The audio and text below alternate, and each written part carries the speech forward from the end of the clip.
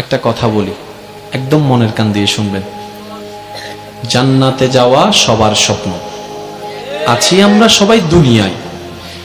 ঠান্ডা মাথায় ভেবে দেখলে দেখবেন এই দুনিয়া এবং জান্নাতের মাঝখানে কিন্তু দুইটা স্টেশন আছে, একটার নাম কবর, একটার নাম হাসর।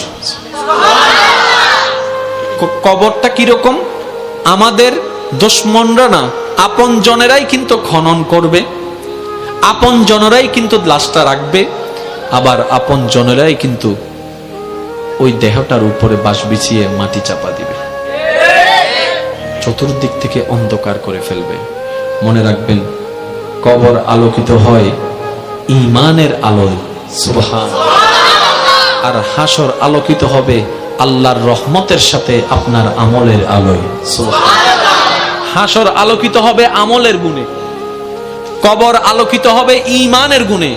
আর ঈমানটা কানে থাকে না, মনে থাকে।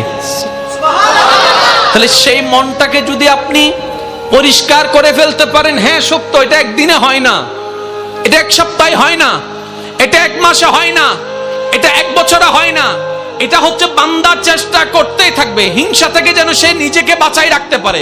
মন চাচ্ছে অন্যের বদনাম করতে, সে জিহ্বাকে কামড় দিয়ে রাখবে। দুনিয়া উল্টায় যাক, আমি বদনাম করব না, আমি বদনাম করব না, আমি বদনাম করব না। মন বলছে তাকে মেরে ফাটাই ফেল রাগের কারণে। আপনি বলবেন দুনিয়া উল্টায় যাক, আমি তার গায়ে হাত তুলব না, আমি মাফ করে দিলাম, আমি মাফ করে দিলাম। কেউ একজন এসে বলল অমুক তোর নামে বদনাম করছে, যা যা বিশ্রী কথা বলছে, আপনি মুস্কি হেসে কথাটাকে রিসিভ করে বলবেন আলহামদুলিল্লাহ, আমি তাকে মাফ করে দিয়েছি। এভাবে যখন বান্দা চেষ্টা করতেই আছে, শয়তান আপনাকে হয়তো অন্তর ঘরে, না হয় বন্ধু বান্ধব দিয়ে কিছু কথা আপনাকে কানের মধ্যে পিন দিবে। যেমন কিছু কেউ কেউ আপনাকে এসে বলবে যে তুই কি ঠান্ডা হয়ে গেলি, তুই কি হার মেনে গেলি, তুই কি পরাজিত হয়ে গেলি, তুই মারতে পারিস মারস না কেন, তুই বলতে পারিস বলস না কেন, তুই বাধা দিতে পারিস দেশ না কেন। আপনি বলবেন দুনিয়াকে খুশি করার আমার দরকার নাই, আমার রবকে খুশি করার দরকার। সুবহানাল্লাহ। মনে রাখবেন ভাইয়ের একটা কথা, সব কিছুর মূলে রব। আপনি ডাইনে থাকেন, বামে থাকেন, সামনে থাকেন, পিছনে থাকেন, এভরিথিং, সব কিছুর মূলে গিয়ে রব। যেমন আসেন, কষ্ট নেবেন না আমার কথায়। কোন একটা কথা, কোন একজন মানুষ যদি প্রথমে ওই অ্যাক্সিডেন্ট হয়, প্রথমে হলো যে হন মেডিকেল ফুটিয়ে হন্ডা ডাক্তারে সাইয়েরা হবো দা চিরাং মেডিকেল লই যাব এই দা হন্ডা মাতন না হন্ডা চিরাং মেডিকেল আইকা হইতাম ডাহাওলা সাইয়ের হদ্দা তো বেশি রিক্স দিতে পারতেন না, জোর হ না, ইয়া বারেন না জায়গা সব জান না, বারেন না ইন্ডিয়া হদ্দা পারতেন না।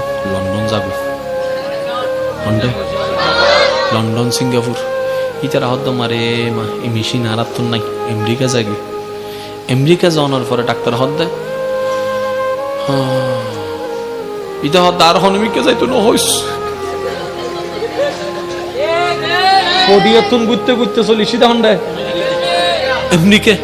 আমেরিকা হদ্দা আই আর হন্ড হইম। ইতারা তো সিনিয়র হাসে ফাটাইতে আর হাসে ফাটাই আ হন্ডে ফাটাই আর তুন সিনিয়র মেশিন তান্ডা হনমিককে জোরহনা সিনিয়র মেশিন তার তো হনমিককে। এবার আমেরিকা ডাক্তার হতে আল্লাহ লাগর আল্লাহ লাগর আল্লাহ লাগর আল্লাহ লাগর, শেষ ফল দিয়ে এর কি হস আল্লাহ লাগর আল্লাহ লাগর, আল্লাহরে ডাক আল্লাহরে ডাক আল্লাহরে ডাক। ইতা হদ্দে মাইলে ফিরে ইয়ান যদি এন্ডা হতে কি হইতো দে ইয়া শেষ পর্যন্ত হার হাসে নাম বুঝে দে জোর হ না হার হাসে আরো জোরে হার হাসে আল্লাহ হদ্দে এতম বাদে না ডাক হদ্দে ঠেকাত করি ইয়াকার নাম লর তো জিয়েন ঠেকাত ফরি লম পরে ইয়ান আল্লাহ পছন্দ না করে। আল্লাহ হদ্দে আল্লাহ পাক বলছেন বান্দার ঠেকাই পড়ে আসলে আমি রহমত করি, কিন্তু আমি বেশি খুশি হই যখন আমার বান্দার কোনো ঠেকা থাকে না, সে নিজে থেকেই আমাকে স্মরণ করে নিজে থেকেই আমাকে ডাকতে থাকে, নিজে থেকেই আমাকে ভালোবাসতে থাকে, নিজে থেকেই আমার কাছে চাইতে থাকে, নিজে থেকেই আমার কাছে যখন সারেন্ডার করতে থাকে, আমি রব ওই বান্দার উপর বেশি খুশি হয়ে যাই। তাই তো 5 ওয়াক্ত ফরজ নামাজ আমার আদেশের কারণে আমার বান্দা দাঁড়িয়ে যায়।